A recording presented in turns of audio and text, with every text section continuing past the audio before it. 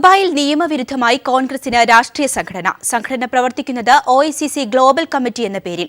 സംഘടന രൂപീകരിക്കുന്നതിനെ ചോദ്യം ചെയ്ത കോൺഗ്രസ് നേതാവ് MG പുഷ്പാകരനെതിരെ KPCC general secretary N Subramanian നടപടിയെടുത്തു. കൂടുതൽ വിവരങ്ങളുമായി EM അഷ്റഫ് ചേരുന്നു. അഷ്റഫ്, OICC എന്ന സംഘടനയ്ക്ക് ദുബായിൽ പ്രവർത്തിക്കാൻ എന്തെങ്കിലും നിയമസാധ്യതയുണ്ടോ? യഥാർത്ഥത്തിൽ OICC ഗ്ലോബൽ കമ്മിറ്റി പുനഃസംഘടിപ്പിച്ചപ്പോൾ ഒരു വൈസ് പ്രസിഡന്റ് ആയിട്ടാണ് MG പുഷ്പാകരനെ KPCC പ്രസിഡന്റ് നിയമിച്ചത്. എന്നാൽ അത് തന്റെ അറിവും സമ്മതവും കൂടാതെ ആയതിനാൽ തന്റെ പേര് പിൻവലിക്കണമെന്ന് KPCC പ്രസിഡന്റ് VM സുധീരനോട് അദ്ദേഹം ആവശ്യപ്പെട്ടിരുന്നു.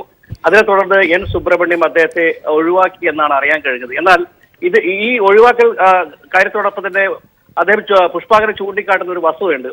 OICC ആണ് കോൺഗ്രസിന്റെ ഗൾഫ് രാജ്യങ്ങളിലെ ഔദ്യോഗിക സംഘടന.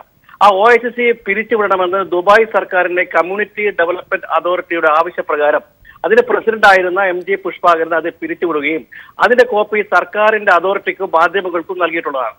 അപ്പോൾ ഇവിടുത്തെ സർക്കാരിന്റെ അനുമതി ഇല്ലാതെ ഇങ്ങനെയുള്ള സംഘടനകൾ പ്രവർത്തിക്കാൻ പാടില്ല എന്ന ദുബായ് സർക്കാരിന്റെ ഉത്തരവ് പാലിച്ചുകൊണ്ടാണ് ഇവിടുത്തെ നിയമങ്ങളെ അനുസരിച്ച് ജീവിക്കുന്ന ഒരു പ്രവാസി ആയതിനാൽ തനിക്ക് ഇവിടെ അംഗീകാരം തന്റെ സംഘടനയ്ക്ക്, അതായത് OICC സംഘടനയ്ക്ക് തിരികെ എത്താം. ഇപ്പോൾ N പുഷ്പാകരൻ തന്നെ നമ്മളോടൊപ്പം ചേരുന്നു. ശ്രീ പുഷ്പാകരൻ, നിയമവിരുദ്ധമായ ഒരു നീക്കത്തിന് കൂട്ടുനിന്നില്ല എന്നതാണോ താങ്കൾക്കെതിരെ നടപടിയെടുക്കാനുള്ള കാരണം? എന്റെ പേരിൽ നടപടിയൊന്നും എടുത്തിട്ടില്ല. ഞാൻ ആവശ്യപ്പെട്ടിട്ട് എന്നെ മാറ്റിയെന്നുള്ളതേ ഉള്ളൂ. ഒരു നടപടി എടുത്തിട്ടില്ല. കാരണം എന്റെ അറിവില്ലാതെയാണ് എന്റെ പേര് വന്നത്. അത് മാറ്റണമെന്ന് പറഞ്ഞ്, അല്ലാതെ നടപടിയൊന്നും ഉണ്ടായിട്ടില്ല. താങ്കൾ മറ്റേതെങ്കിലും KPCC ഭാരവാഹികളെ ഇതേക്കുറിച്ച് അറിയിച്ചിട്ടുണ്ടോ? നിയമവിരുദ്ധമാണ് KPCC പ്രസിഡന്റിന് അയച്ച കോപ്പി അതിന്റെ സെക്രട്ടറിമാർക്ക് അയച്ചിട്ടുണ്ടായിരുന്നു. ഇത്തരത്തിലൊരു സംഘടന നിയമവിരുദ്ധമായി പ്രവർത്തിച്ചാൽ എന്ത് തരത്തിലുള്ള നടപടിയാണ് ഗൾഫ് സർക്കാരിൽ നിന്ന് നേരിടേണ്ടി വരുന്നത്, സംഘടനയും അതിലെ പ്രവർത്തകരും? അല്ല, അപ്പൊ അത് ഇവിടെ അങ്ങനെ പ്രവർത്തിച്ചിട്ടുള്ളവർക്ക് ഫൈനൊക്കെ അടിച്ച ചരിത്രമുണ്ട് എന്നാണ് ഞാൻ മനസ്സിലാക്കിയിരിക്കുന്നത്. വളരെ നന്ദി ശ്രീ പുഷ്പാകരൻ പ്രതികരിച്ചതിന്. മറ്റൊരു വാർത്തയിലേക്ക്. VM സുധീരനേക്കാൾ സർക്കാരിൽ സ്വാധീനം വിവാദസ്വാമി സന്തോഷ് മാധവനാണെന്ന് കോടിയേരി ബാലകൃഷ്ണൻ. സർക്കാരിന്റെ ഭൂമിദാനത്തെക്കുറിച്ച് ഉന്നതതല അന്വേഷണം വേണമെന്നും LDF അധികാരത്തിൽ വന്നാൽ വിവാദ തീരുമാനങ്ങൾ റദ്ദാക്കുമെന്നും കോടിയേരി പറഞ്ഞു. കണ്ണൂരിൽ മാധ്യമങ്ങളോട് സംസാരിക്കുകയായിരുന്നു അദ്ദേഹം. കേരളത്തിൽ ഉമ്മൻചാണ്ടി സർക്കാരിന്റെ നേതൃത്വത്തിൽ അവസാനകാലം നടത്തിയ ഭൂമി കുംഭകോണത്തിൽ ഉന്നതതല അന്വേഷണം വേണമെന്ന് CPIM സംസ്ഥാന സെക്രട്ടറി കോടിയേരി ബാലകൃഷ്ണൻ പറഞ്ഞു. കോൺഗ്രസിൽ ഇപ്പോൾ VM സുധീരനേക്കാൾ സ്വാധീനം സന്തോഷ് മാധവനാണ്. അതുകൊണ്ടാണ് VM സുധീരൻ എതിർത്തിട്ടും ഭൂമി കുംഭകോണ നടപടികൾ റദ്ദാക്കാൻ ഉമ്മൻചാണ്ടി തയ്യാറാകാത്തത്. UDF സർക്കാരിന്റെ അവസാനത്തെ മാസത്തെ മന്ത്രിസഭയെടുത്ത തീരുമാനങ്ങളെല്ലാം, അതിന്റെ എല്ലാം പിന്നിൽ നടന്ന കാര്യങ്ങൾ എന്താണ്? അതുകൊണ്ട് ഈ തീരുമാനങ്ങളെക്കുറിച്ചെല്ലാം ഒരു ഉന്നതതല അന്വേഷണം നടത്തണം. LDF ഗവൺമെന്റ് അധികാരത്തിൽ വന്നാൽ ഈ തീരുമാനങ്ങളെല്ലാം തന്നെ റദ്ദാക്കും. VM സുധീരനുള്ളതിനേക്കാൾ സ്വാധീനം ഈ ഗവൺമെന്റിൽ സന്തോഷ് മാധവനാണ്. കണ്ണൂരിൽ വാർത്താ സമ്മേളനത്തിലാണ് കോടിയേരി ബാലകൃഷ്ണൻ ഇക്കാര്യം പറഞ്ഞത്. LDF അധികാരത്തിൽ വന്നാൽ കോർപ്പറേറ്റുകളെയും സ്വകാര്യ മുതലാളിമാരെയും സഹായിക്കുന്ന ഭൂമി ഇടപാട് സംബന്ധിച്ച് UDF സർക്കാർ കൈക്കൊണ്ട എല്ലാ നടപടികളും റദ്ദാക്കുമെന്നും അദ്ദേഹം പറഞ്ഞു. ഭൂരഹിതരുള്ള കേരളത്തിലാണ് സർക്കാർ ഭൂമി കുംഭകോണം നടത്തുന്നത്. തെരഞ്ഞെടുപ്പ് സംബന്ധിച്ച് LDF സീറ്റ് വിഭജന ചർച്ച പൂർത്തിയായാലുടൻ CPIM സ്ഥാനാർത്ഥി പ്രഖ്യാപനം നടത്തുമെന്നും അദ്ദേഹം പറഞ്ഞു. LDF ഘടകകക്ഷികളുടെയും INLന്റെയും തീരുമാനങ്ങൾ ആയ ശേഷം PC ജോർജ് അടക്കം LDFനെ സഹായിക്കുമെന്ന് പറഞ്ഞ 11 കക്ഷികളുടെ കാര്യം പരിഗണിക്കുമെന്നും കോടിയേരി ബാലകൃഷ്ണൻ പറഞ്ഞു. News bureau, Kannur. ലോകമെമ്പാടുമുള്ള നവമാധ്യമങ്ങളിലെ പ്രേക്ഷകരെ തത്സമയം അഭിസംബോധന ചെയ്ത പിണറായി വിജയൻ. ഫേസ്ബുക്കിലൂടെ നടന്ന തത്സമയ സംവാദത്തിൽ ലക്ഷങ്ങളാണ് പിണറായിയെ കേൾക്കാനെത്തിയത്.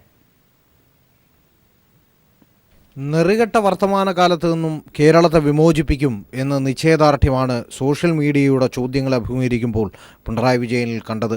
കേരളത്തിന് തീരാക്കളങ്കം സൃഷ്ടിച്ച അഴിമതി വീരന്മാരെ തുറുങ്കിലടയ്ക്കുമോ എന്നതായിരുന്നു ആദ്യ ചോദ്യം. ചെറുതെങ്കിലും സ്പഷ്ടമായ ആ മറുപടിയിൽ എല്ലാം അടങ്ങിയിരുന്നു.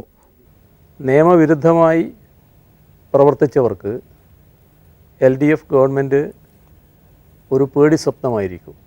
ഒരു കാര്യം വ്യക്തമാണ്, ഏതെങ്കിലും തരത്തിലുള്ള രാഷ്ട്രീയ പകപോക്കൽ രാഷ്ട്രീയ എതിരാളികളോട് കാണിക്കുന്നതിനായിരിക്കില്ല LDF government നിലകൊള്ളുക.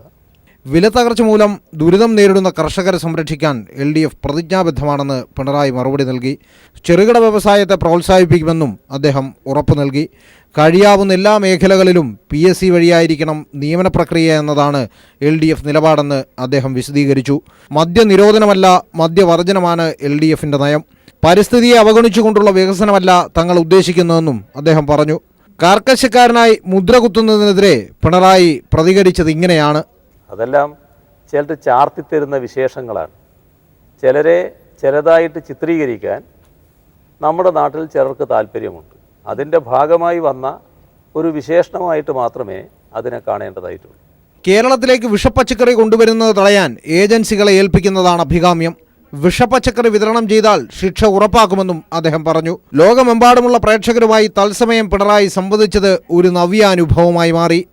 News bureau, Thiruvananthapuram. പ്രശസ്ത ഹാസ്യ കഥാപ്രസംഗ കലാകാരനും ചലച്ചിത്ര നടനുമായ VD രാജപ്പൻ അന്തരിച്ചു. കോട്ടയത്തെ സ്വകാര്യ ആശുപത്രിയിലായിരുന്നു അന്ത്യം.